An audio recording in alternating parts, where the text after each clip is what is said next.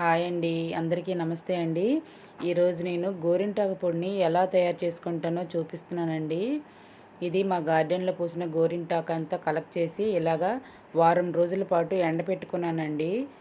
పట్టుకుంటే ఇలా నలిగిపోయి ముక్కలు అయిపోతుంది. ఇలా అయినంత వరకు ఎండపెట్టుకున్నాను నేను.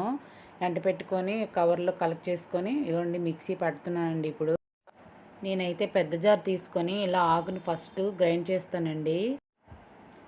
ఇలా ఈ ప్రాసెస్ అంతా కష్టమే కానీ మన హెయిర్కి మంచిదండి. ఎటువంటి కెమికల్స్ లేని మంచి హెన్నా పౌడర్ తయారైపోతుంది మన ఇంట్లోనే. అదే బయట కొనేదైతే కొంచెం కెమికల్ కలుస్తాయి కదండి. అందుకని నేనైతే ఇలానే చేస్తాను. ఇగోండి మిక్సీ పడుతున్నాను. ఇలా మిక్సీ పట్టిందంతా ఇంకా నలిగిపోయింది కదండి. కానీ ఇంత మెత్తగా ఉండదు ఇది. ఇంకా రెండోసారి కూడా మళ్ళీ మిక్సీ పట్టాలండి. ఇప్పుడైతే ఇదంతా జల్లించేస్తాను. జల్లించేసినప్పుడు పైన పొట్టులా తేలిపోద్దండి, అది పడేయాలి. కిందనున్నది మాత్రమే రెండో జార్లో మిక్సీ పడితే అప్పుడు మెత్తగా వస్తుందండి. అది కూడా చూపిస్తున్నాను చూడండి. ఇలా జల్లించుకోవాలి. మనం ఫస్ట్ టైం గ్రైండ్ చేసేది బరకగా ఉంటుందండి. ఇది రెండోసారి వేరే జార్ తీసుకొని నేను మళ్ళీ గ్రైండ్ చేస్తాను చూడండి. చాలా మెత్తగా వచ్చేస్తుంది. ఇంకా మనం షాప్లో కొంటాం కదండి హెన్నా పౌడరు, అలానే ఉంటుంది. కాకపోతే అందులో కొన్ని కెమికల్స్ అంటూ యాడ్ అయ్యి వస్తాయి. ఇందులో అలా అయితే కాదండి, న్యాచురల్గా ఉంటుంది మనకి. మన ఇంట్లో మనం తయారు చేసుకునేది చాలా బాగుంటుంది కదండి. ఏదైనా సరే, అది వంట అయినా సరే, ఇలాంటి హెయిర్కి సంబంధించినవి అయినా సరే. ఇదిగోండి ఇలా బరకగా ఉన్నది. ఇంకా రెండో జార్లోకి వేసుకొని నేను మెత్తగా మళ్ళీ గ్రైండ్ చేస్తానండి. ఇదంతా చేయడానికి చాలా ఓపిక కావాలండి. లేదంటే మాత్రం షాప్లో కొనేసుకొని పెట్టుకున్నా సరే. కాకపోతే చిన్నప్పుడు నాకు ఇలాంటివి ఏవీ అలవాటు లేవండి.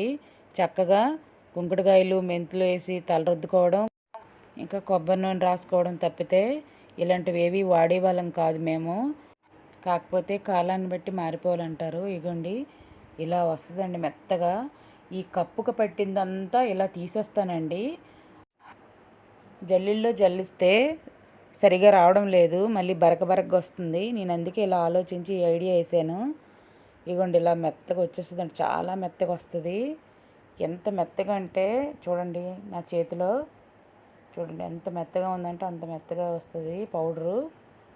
ఇంక ఇలాగా ఒక 3-4 సార్లు అలా మిక్సీ ఇలా తిప్పి 2 సార్లు తిప్పి ఇలాగ ఆపి ఇలా చేసుకుంటే పౌడర్ అంతా వచ్చేస్తుందండి, రెడీ అయిపోద్దండి. ఇంకే పెద్ద కష్టం పడవసరం లేదు.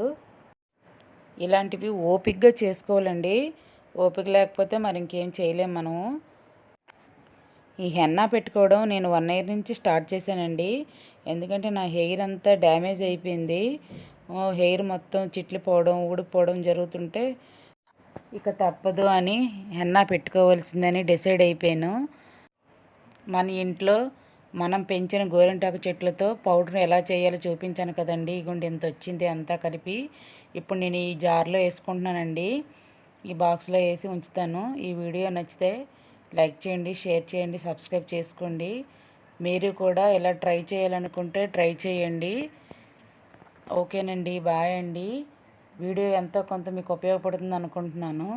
థ్యాంక్ యూ అండి.